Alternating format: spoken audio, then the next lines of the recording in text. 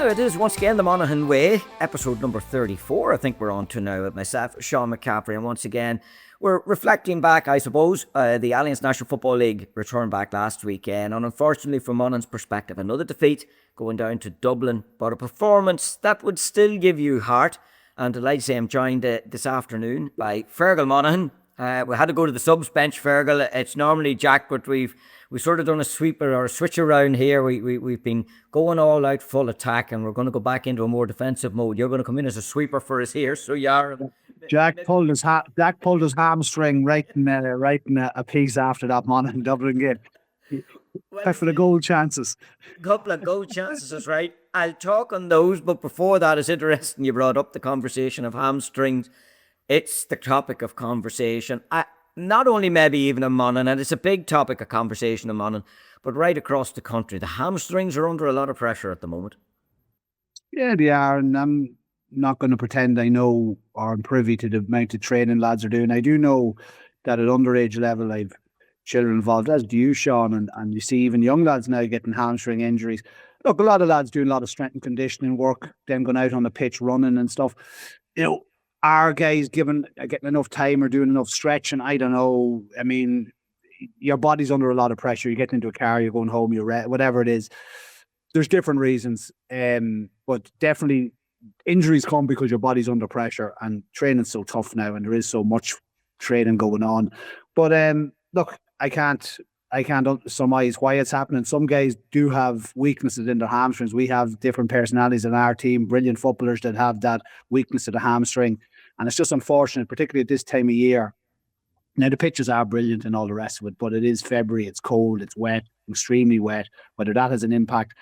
Look, better minds than me can get into the nuts and bolts of why it's happening, but it is definitely happening. It's definitely happening to Monaghan at the minute as well, which Gabriel Bannigan in the interviews after the game, you can see the frustration of it. So, look, it is what it is, but you did touch on the game on Saturday night.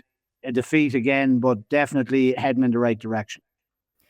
Yeah, you were there, level 7 or Croke Park. You were telling me one of the coldest places you've ever been, or the coldest match you've ever been at. And in fairness, anyone that'd be familiar with being up on the top decks of the Hogan Stand, there's always a breeze. Even on a summer's day, I'd argue that it'd just be a nippy place. So a performance that was warm in the cockles of your heart up until about, I was watching at home to about the 60th minute, and you always got the feeling a goal was going to be massive in this game. Monaghan left a few behind them, and Dublin took theirs. Yeah, after the 60th minute, the cold really took hold. We couldn't get our hands on the ball. But look, I was slagging Desi. Desi brought gloves. He wouldn't wear gloves when he was playing football, but he was wearing gloves when he's commentating. But anyway, he was right. He was clever about it because it was absolutely freezing. Look, Monaghan played well, Sean. I think we had 7 goal chances, in fairness. And look, we didn't take them. All we needed to do was take one. Dublin took their 1 goal chance. And to be fair to Dublin, they had a few goal chances themselves. They hit the crossbar twice. You know, they had their opportunities. But Monaghan definitely had better opportunities. We didn't take them. And if we had to just take one at any particular time, it would have probably been enough. Like, we went 12-8 up in that second half. Played really well. Dublin come back again. But Monaghan were excellent, but we were outscored 1-5 to a point in the last 10 minutes, and that was a killer. But for me, the performance was everything, Sean, because I look at our performances incrementally. We were just terrible against Armagh. The next day out against Roscommon, better. Gave away a few mistakes, and Gabriel alluded to it in his interview. He was disappointed that we got the goal that Dublin got was our turnover.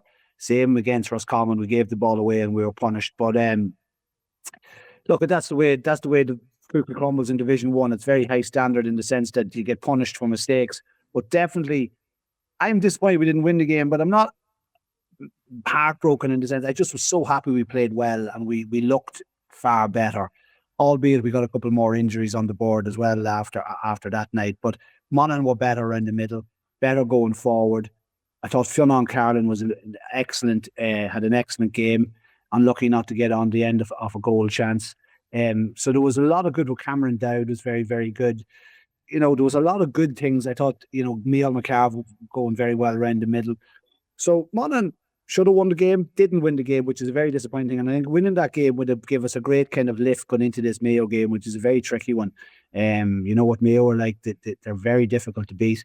Just looking at them, we'll probably touch on them in a minute. But from Monaghan's point of view, the performance, I know it's cliche, we want to get a performance. We didn't get a performance, didn't get a result, which in hindsight is kind of annoying because you could have won it easily enough if you had to take one or two. But we didn't take them, and Dublin took theirs. So that's the way it goes. But definitely, Rory Beggan at the end of the game, I'm not sure. He looked to have been tightening up a bit himself. The kickouts weren't going as far as they were, and Monaghan were pushed well out the pitch looking for a long kickout. The kickouts were dropping short.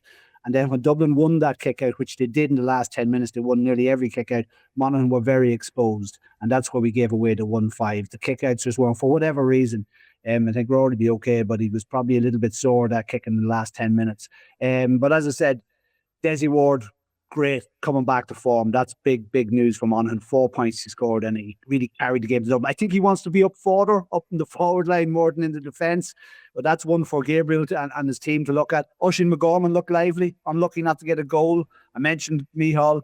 Micheál Bannigan was good. Stephen O'Hanlon looked busy. I like Stephen just getting on it that little bit more, not from a standing start. If Stephen O'Hanlon can get the ball running at full tilt, no one's going to stop him. And Aaron Carey with 3 big points. I was delighted for Aaron. That'd be a big confidence booster for him, a young footballer. Of course, Ryan McInnes be flying as well, but those hamstrings we talk about, I don't know what we're going to do with them, but he's somebody Monaghan need. He says he's come back, and when he's on the pitch, Monaghan are a better team. And invariably, when he goes off the pitch, Monaghan disimprove for whatever reason. So he's a big leader on that Monaghan team.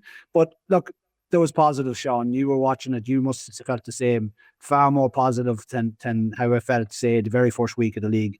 And I felt a bit more positive against Roscommon, but it's just that elusive result now.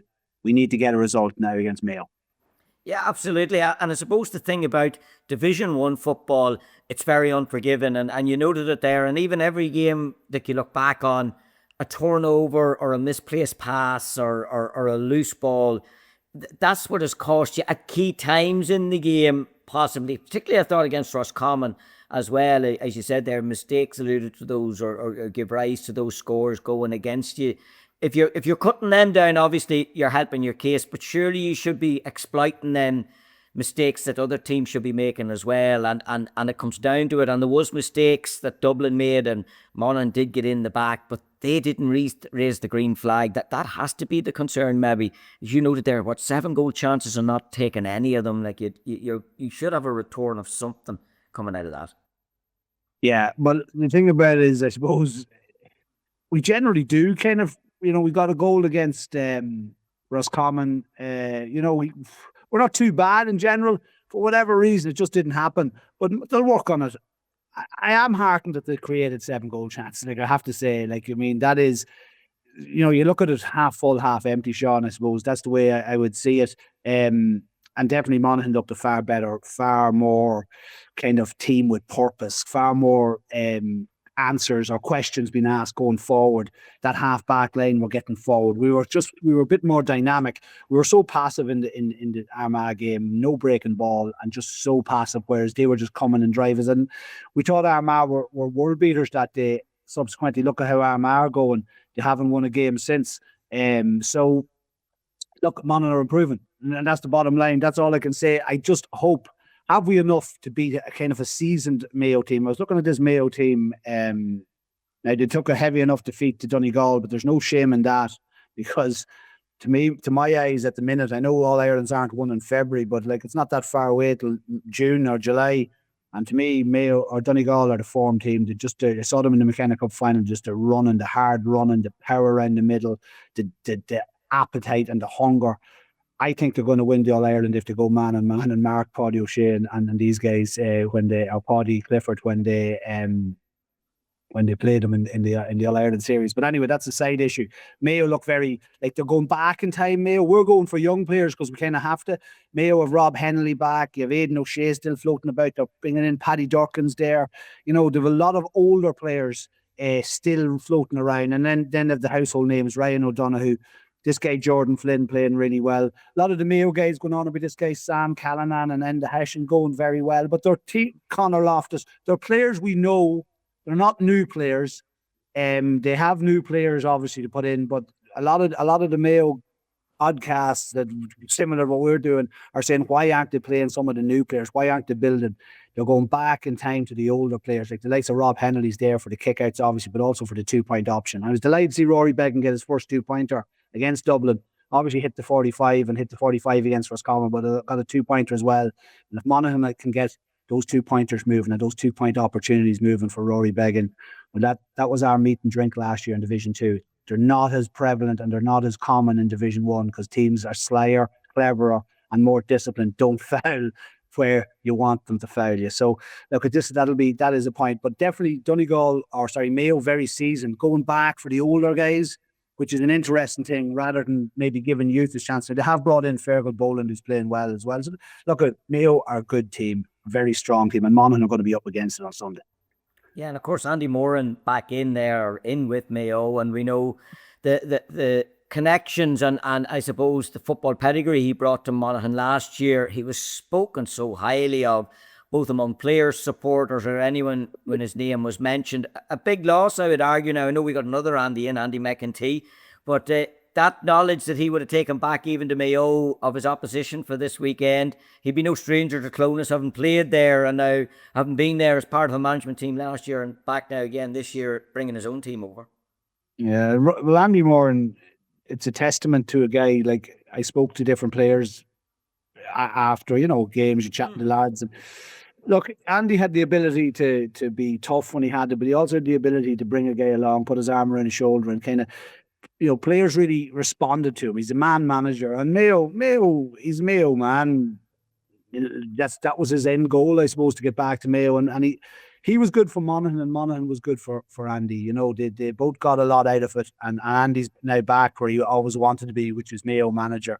To be honest with you, yes, it is an advantage for Mayo that Andy was over Monaghan for so long and he knows the ins and outs of the players, but they probably played each other so often over the years anyway. It's not like massive, but it is an advantage. There's no doubt about it. He was in the dressing room. He knows the guys very, very well. He knows how they operate, but I don't think it's going to be a massive issue on a February day in Clonus in the league.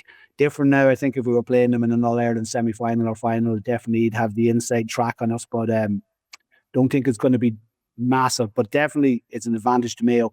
And I do think Mayo are the favourites for this game as well.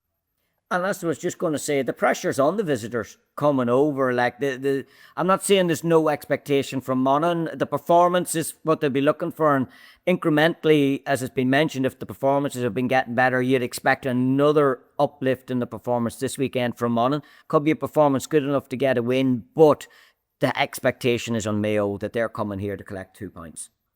Big time, and I think everyone looks at Monaghan now, and Monaghan need to go back into and they don't like me saying, like, going back into that kind of shell of like people are disrespecting us now. Mayo will look at Monaghan and go, this is 2 points, but they'll know it won't be easy. Teams are slightly condescending. They know Monaghan are going to put up a fight to them here, but they reckon they're good enough to get the 2 points in the end, which in fairness has been kind of working out in the way of the league. We've been doing well for 60 odd minutes and falling short in the last 10 minutes, which is absolutely what happens to teams who get relegated in general. Now, I'm not saying Monaghan are getting relegated, but it's looking like that. If Monaghan don't get a win here on Sunday, we will be relegated. Can Monaghan get a win on Sunday? Absolutely can. But Mayo will definitely, and Mayo always put pressure on themselves. Like the fans, there wasn't that. They actually didn't have as many fans up in the Donegal game as they usually would, but they'll bring a big travelling support. They are expectant. They generally, do well enough in the championship. I don't know if this team is, I don't know how good they are. They obviously had a great win against Galway the first day, 3-18 to 2-18 win, and they had a very, very easy win against Dublin, who we subsequently obviously lost to. But Monaghan will be very, very well matched. They're good round the middle, which Monaghan have improved on it, especially in that Dublin game. And they have Ryan O'Donoghue, Jordan Flynn. These are guys who are very good. O'Donoghue scored 4 points against Donegal. He only scored 14. He's the scorer in chief, can hit a 2-pointer as well. Hennelly, the goalkeeper, can hit a 2-pointer. Jordan Flynn playing well, as I said, and Sam Callanan. They're a good team. They don't have the legs, we'll say, that say a Donegal team would have. They won't be like a typical Mayo team that would run you off your feet.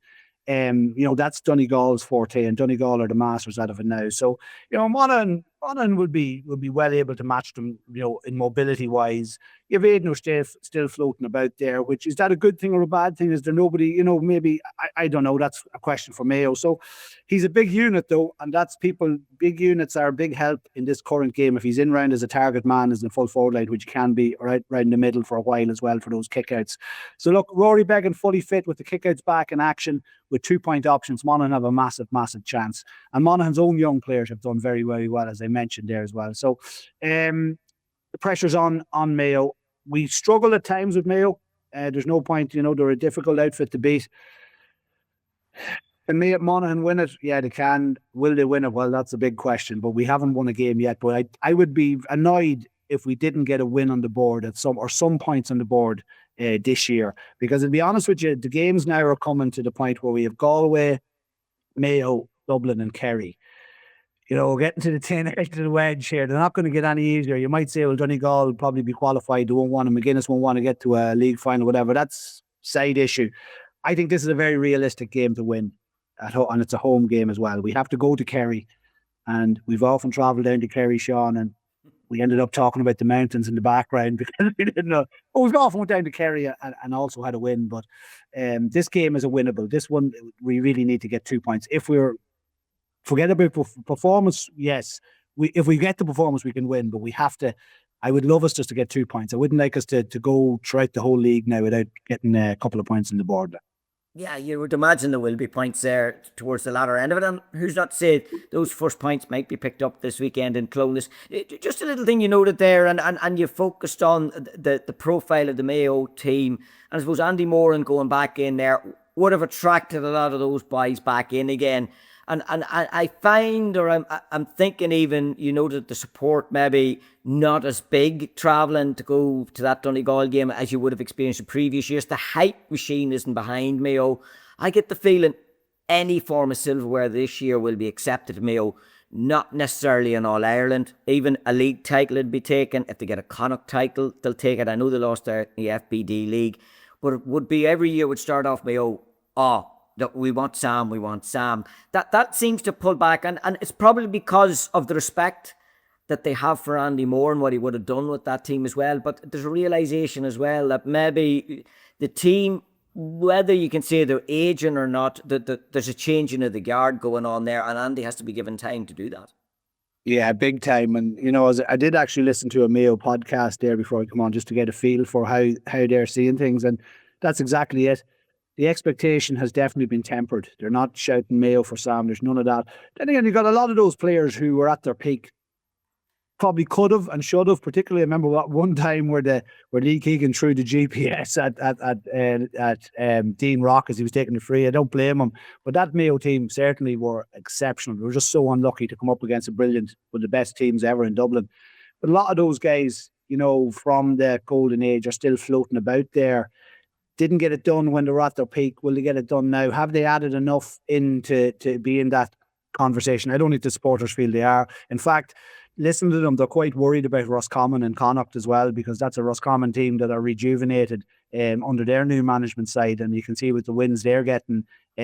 So Mayo definitely have, and I think that's actually going to be a good team for Andy Moore and a good thing for the team that there's not this kind of almost manic expectation that you're going to win the All-Ireland. Like they're not going to win the All-Ireland this year. They don't have the team to win it, but they definitely will pose problems and could take a team out that could win the All-Ireland. That's kind of the way I'd look at them. They're still a good team. There's still a lot of experience, a lot of footballers, good footballers, and they have guys who can do it on the big day. They haven't won the All-Ireland. A lot of teams haven't won the All-Ireland, including ourselves. So, experience. I think the lack of expectation will be a good thing for Mayo. I think the expectation is hung on their shoulders. Heavy is the head that wears the crown, and the hand of history can be heavy. It's always been heavy on Mayo, so they don't have that this year. But they definitely go coming up with a swagger here to think that they're going to beat Monaghan after a bit of a battle. But they reckon they're going to put Monaghan away by 5 or 6 points. Well, there you are. We'll have to wait and see in that regard. Well, that's what they reckon. I didn't reckon that. I'm just saying that. It's interesting, Fergal, when you look in at the games and the way the game has developed. We're a full year under the rules now, and last year teams were adapting, management were adapting, And like yourself, I'd be listening in on podcasts and that. And Michael McFerrin made a very interesting comment, or was it Dick Clerkin when he was replying back to him? Coaches have lost an element of control, maybe. Games used to be so coached, so tactical, so rigid in their structure that we're now at a point, and we go back to you know that they're Rory Beggan and the kickouts and those turnovers maybe Dublin was doing. I was in Healy Park last weekend. Niall Morgan, one of the best exponents of kicking a ball out, fighting a player, completely dismantled his kickouts were by Cavan in the first 30-odd minutes of that game as well. Now, Tyrone rectified that in the second half themselves as well. But the change in the rules that have instigated that has left it, and Kieran McGeeney come out with it, it's a bit of a piggery now out around the centre of the field. It's brought excitement to the game, but it's left it that it's less controllable maybe from the sidelines. Well, yeah, and look, it depends what school of thought you come from, right? Do you want more control? Let's just remember, if you have, short kickouts, so the rules had to change for a reason, and football is better as a result. Do we like the contest around the middle? Do we enjoy the 50-50 ball? Do we enjoy guys going in, like a bit like the AFL, just, helter-skelter, breaking ball, half backs, half forwards? Generally, I think it's better. Okay, it is more difficult for the kickouts, and look, we struggled for the first game or two around the middle and getting breaking balls, so it's not in our interest. Rory Beggan's one of the best kickers in the game. He can find his targets if they're there. Yes, it is a battle around the middle, but isn't that what we want? Two teams going to battle it out. Two teams going to want it more. Who wants it more? Who wants that ball? Who's going to win that dirty ball? Whether you go to the Aussie rules or to rugby or to whatever, it's the team that wants it more, who has that ability to dig it out and then to release the ball and get it moving. It is a bit of a lottery. I'm not a manager, so it doesn't bother me. I like the lottery. I do the lottery. I want to win the lottery, but yes, it takes control out of it. And the likes of Jimmy McGuinness and Kieran McGeeney and these guys obviously like to control the situation and control the controllables. It's annoying for them because it's out of their control. Now, to be fair to Armagh and to Donegal, they generally do very well around the middle because they have the clientele that can do it and they're well coached. So that's their job, is to try and crack that nut, that lottery that is the kickouts around the middle. I enjoy it. I love the battle around the middle. I think it's brilliant. I think the high ball as well, there's more of a chance of high field and high catching. And I think the rules were all changed for a very good reason. And there's no doubt about it. Everybody's enjoying football far more in the last 18 months than the war previous. And that's just the bottom line. So, yeah, it is a lottery, but, that's the beauty of it. Best teams will generally win. Yeah, and that's the thing, best teams, but there's a lot of teams causing surprises now because maybe they have a player in their arsenal that wouldn't have fitted into the game previous to this, that all of a sudden you'll say, right, that's the guy we need. I'm thinking Barry McNulty, Leitrim, a player I guarantee the majority of us weren't aware of until last weekend when he came in the second half and he kicked 6 2-pointers to win a game for Leitrim against London. All of a sudden, it's in your interest to have a player like that on the field of play. And I'm not questioning his talent, his skill in any way, but it was an interesting conversation I had even with Michael Hannon, that you're at the point now that you can afford or you need to have a player on the field that can do high fielding, can kick a 2-pointer. They may not be the fastest player, they may not be the strongest player, but they're the one that could turn a game for you. But sure, Sean, when we grew up watching the All-Irelands, every team had a free taker that you carried nearly. I mean, I'm not saying look at the great Meath team, Brian Stafford. You had Maurice Sheridan on the Mayo team. I'm not saying Brian, these guys didn't play, but you were generally happy enough to have a guy, a place kicker, a guy who you could rely on. They may not have done as much on an open play, but they were there to mop it up and clean up the game. So those things you mentioned, 2-point kickers, long distance kicking, a skill. High fielding, a skill. So they're all skills and attributes of Gaelic football that we like to have. And Barry McNulty, that you mentioned there, what a brilliant thing that the new rules have created a situation where a guy can be lauded and spoken about in the national press from Leitrim for scoring and doing the skills of our game of Gaelic football, rather than talking about the 6-all match that was won by a 14-meter free. I look at it from a positive. And I have to say, I can't understand how club teams even don't have a player, particularly a goalkeeper, who practices religiously 2-point kicks and 45s, where you have a player who is guaranteeing you, say, 3 2-pointers a game. That's a 6-point handicap as such. I don't understand how teams aren't pushing, particularly at club level, and particularly the work that's going in at club level. So, no other game in the world, I would say, has had their rules tweaked as much as Gaelic football, has changed as much as Gaelic football. So I hope we don't start changing again and changing. Plus, because it's unfair on the players, give them a chance. And, I think we're in a place now, people are going to cry and give out about the 2-pointer, and it's too easy maybe from the 40-meter arc or whatever. But I don't know. I kind of like it at the minute, especially with Rory Beggan in our team. Yeah, well, you've seen it how it can change games. Like, you've teams going in 10, 11 points down at half time, and it's nothing. It's strange to say that at that time, if you had a 4-point lead going into half time, you'd be thinking to yourself, particularly before the new rules, you'd be saying, right, you have this game well under control. And it's back to that, the control is lost to an extent now that you can be 10, 11 points down. I think that's what Leitrim maybe possibly were whenever parity was introduced and turned around. And that's why, I suppose, and that's bringing the excitement into it. You're never beaten now until the hooter goes. But isn't that why we go to sport? Stories. Sport is all a big story anyway. And I mean, if the story is over after the first chapter and they're 10 points ahead, that's the end of it. We won't bother going in for the second half. It's not the way it is now. It's excitement.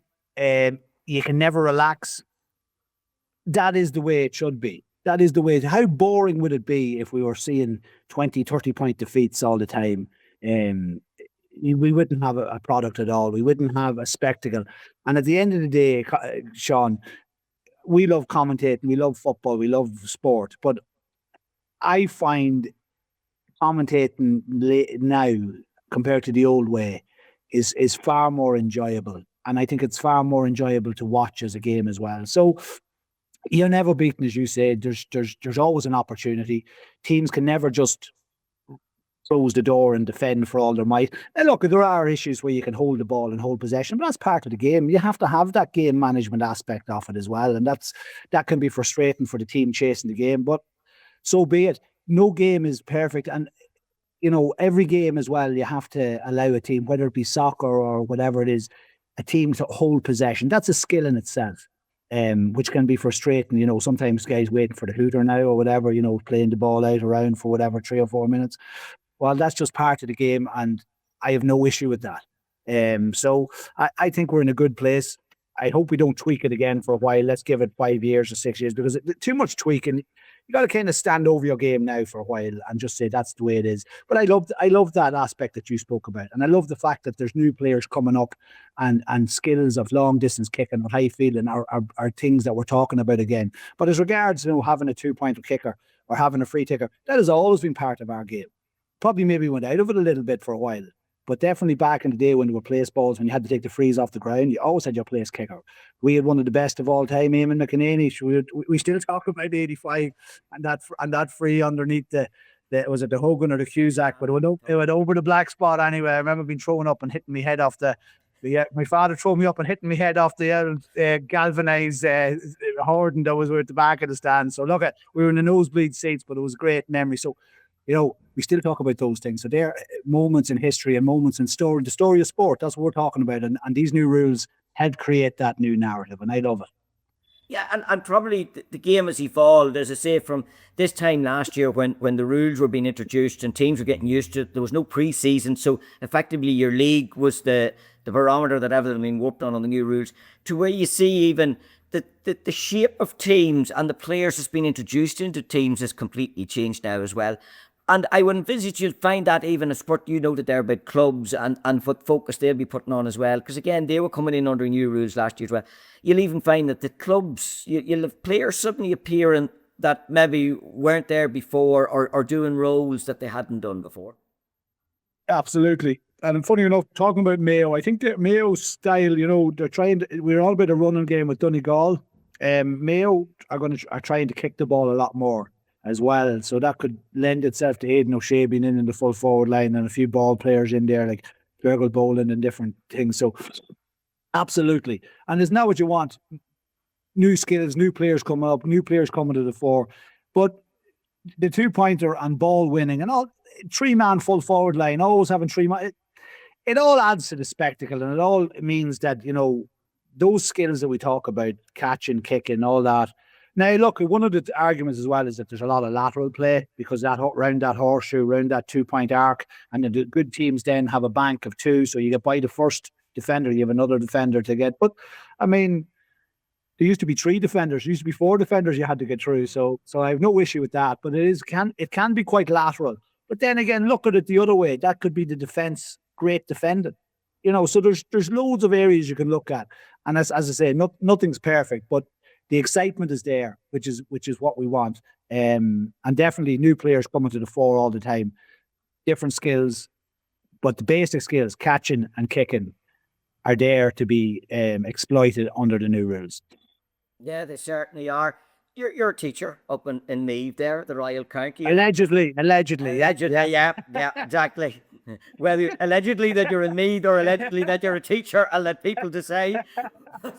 But the Royal County, Meath, just what a transformation.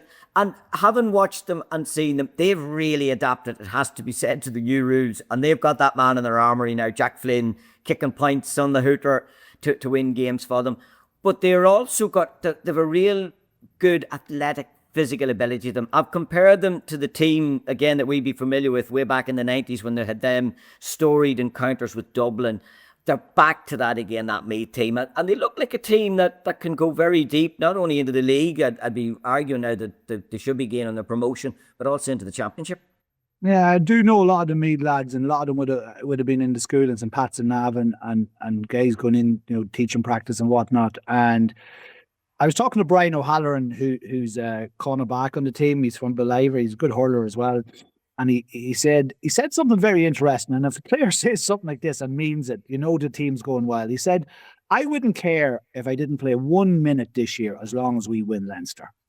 That's what he said. And he meant it. Like, I mean, that's a queer statement as well. And the thing about Meath, I was at the game before. I watched the Louth Meath game. It was a brilliant game. A game of 2 halves again, Sean, what you're talking about. There was an 11-point deficit.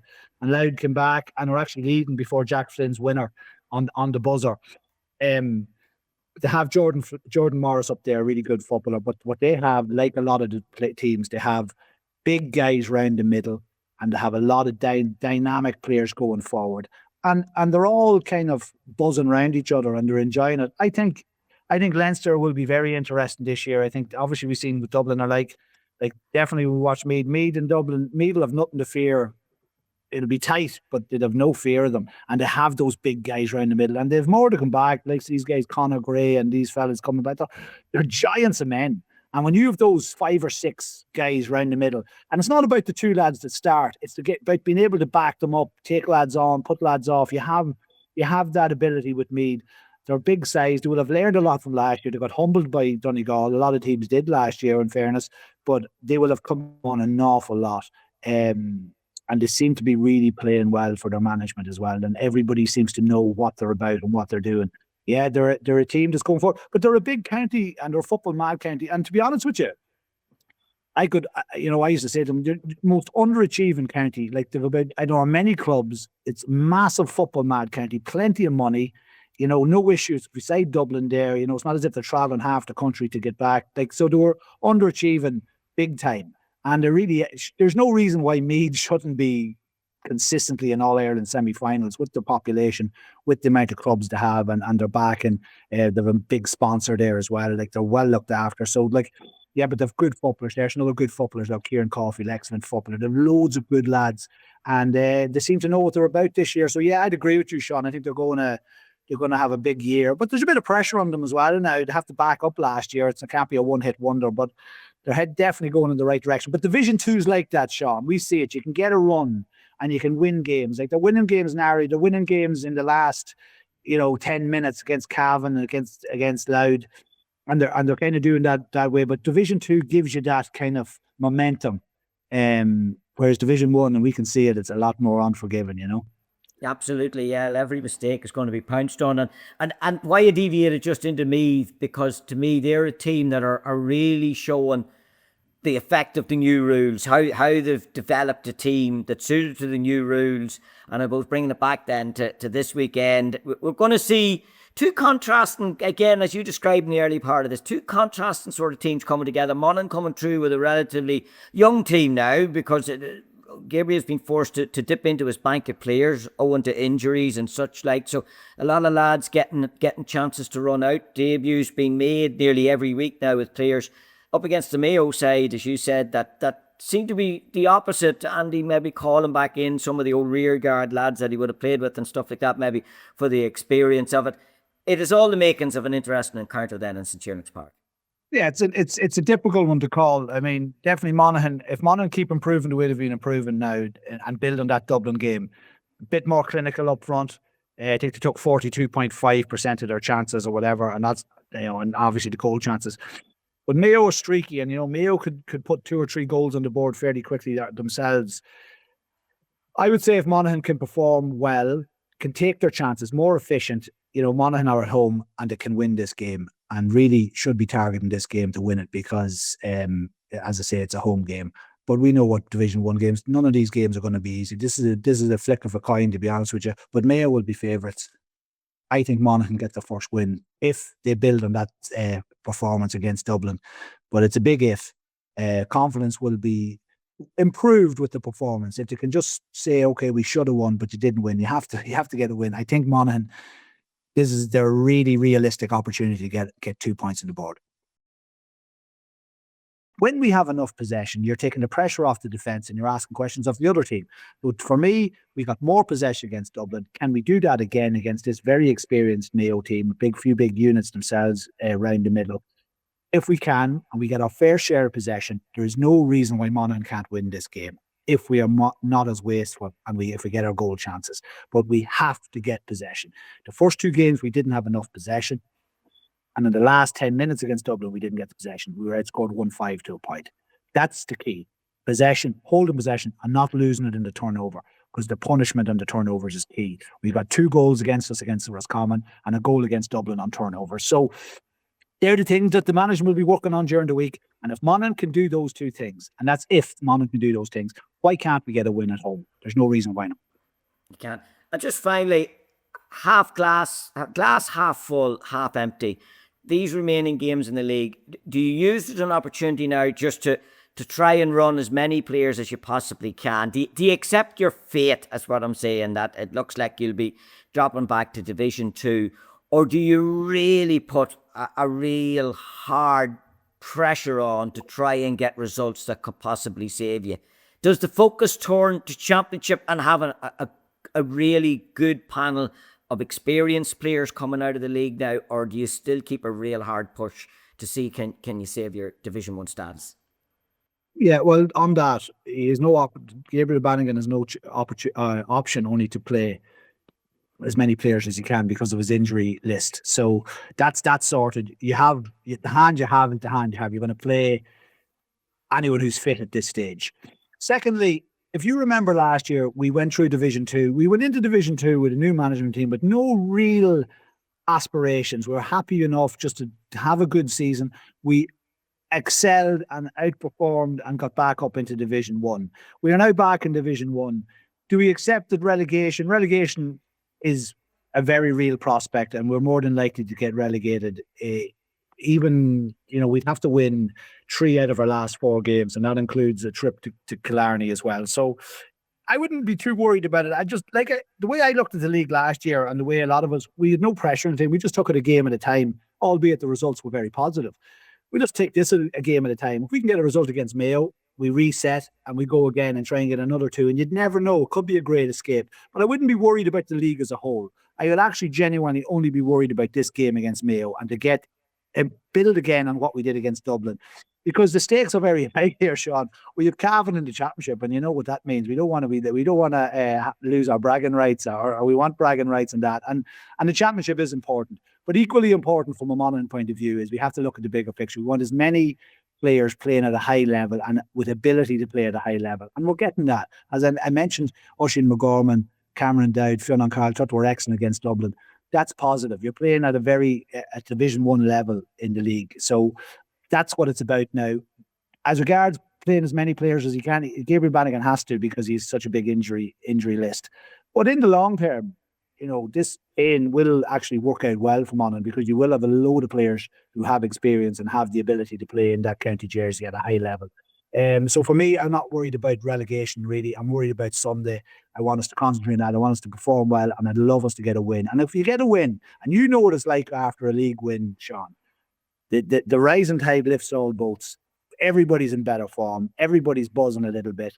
It's a bit doom and gloom now. It's a bit like the weather and looking out at the rain and the floods and all the rest of it. It's a bit like that. But a win will bring the sunshine. And if we can get that win on Sunday, you look at the narrative change, and you look at the way people talk about the game change. And that's what a win does. It does indeed. Listen, I know one article that you will be packing in the bag is a pair of gloves for Sunday then. It's a cheering park. In fairness, it's not the coldest place. We're always well looked after and comfortable and everything else when we are there. And looking forward to it, Monaghan and Mayo, 1:45 in St. Kieran's Park, Clones this weekend. And my thanks again to Fergal Monaghan, and our best wishes. Jack Madden would normally sit in with us. I had to go to the bench. You were tucked in a bit like Gabriel, abusing me injuries here. I don't know why I was dropped. I was catching ball around the middle. You went for a wee nippy corner forward like yourself. That's it. And now we're having to change back. It's back to it again. We have the position now to have to carry you, Fergal, and we'll do that. Well, my thanks to Fergal Monaghan there for stepping in this week. And as I did note there, best wishes to Jack Madden, just feeling a little bit under the weather. And we're looking forward, of course, to that big one between Monaghan and Mayo this weekend, and catch it live with us on Northern Sound on Sunday Sport, as you can, with all the football in action over the course of the weekend. And you can always catch up on any of our podcasts here as well, the previous 33, on any of your platforms where you pick up on your podcast series. And my thanks to you, as always, for tuning our way.